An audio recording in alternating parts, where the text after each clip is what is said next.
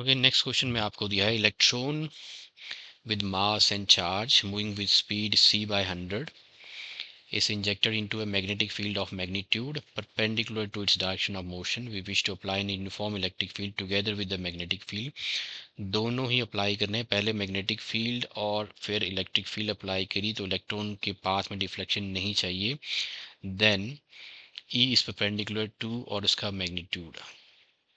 Okay, तो अगर आपको नो डिफ्लेक्शन चाहिए and electron has entered into the magnetic and the electric field region, दोनों ही अप्लाइड है, तो नो डिफ्लेक्शन के लिए दोनों की फोर्सेस, मैग्नेटिक फील्ड की वजह से फोर्स और जो इलेक्ट्रिक फील्ड की वजह से फोर्स जो है इक्वल होनी चाहिए. मैग्नेटिक फील्ड की वजह से force is given by the formula Q into the cross product of the velocity vector and the magnetic field.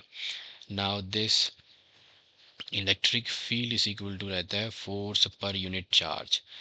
तो F E is equal to आ जाएगा Q into E. Q charge तो same है electron. This is V B sine theta. Now इधर आ जाएगा electric field का magnitude. अब ये परपेंडिकुलर है, देखो motion is injected into magnetic field perpendicular to the direction of motion. तो एंगल है 90, साइन 90 हो गया 1. V B is equal to E find out कर लेते हैं ना. वेलोसिटी इज c बाय 100, तो c by 100 into the magnetic field is 9 into 10⁻⁴ Tesla.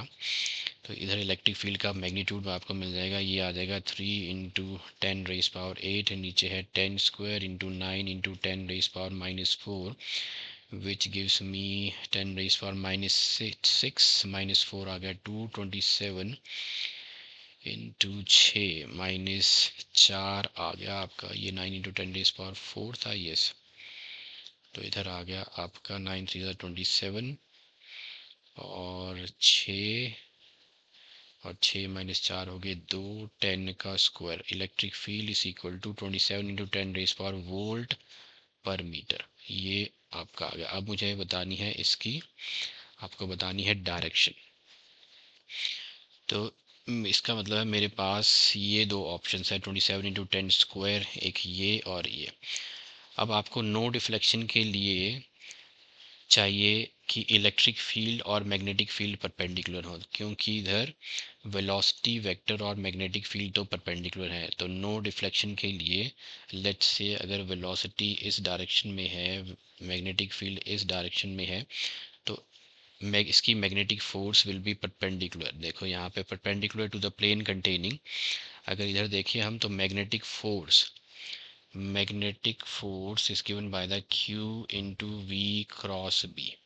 So according to this formula, this magnetic force is perpendicular to the plane containing V cross B. तो इनके किसी इस plane के perpendicular है. Let's say अगर ये इस डायरेक्शन में है मैग्नेटिक फोर्स, तो इसको बैलेंस करने के लिए या इसका इफेक्ट कैंसिल करने के लिए इसके बिल्कुल ऑपोजिट डायरेक्शन में, मींस परपेंडिकुलर.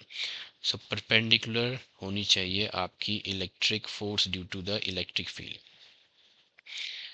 तो E is perpendicular to B and its magnitude perpendicular होगी है. तो E is perpendicular to B and its magnitude is 27 into 10 square volt per metre. तो आपका जो करेक्ट ऑप्शन है वो है सेकंड वन. क्योंकि मैग्नेटिक फोर्स देखो इस केस में मैग्नेटिक फोर्स परपेंडिकुलर है to the plane containing V and B. तो इसका इफेक्ट कैंसिल करने के लिए इलेक्ट्रिक फोर्स होनी चाहिए इसकी ऑपोजिट डायरेक्शन में.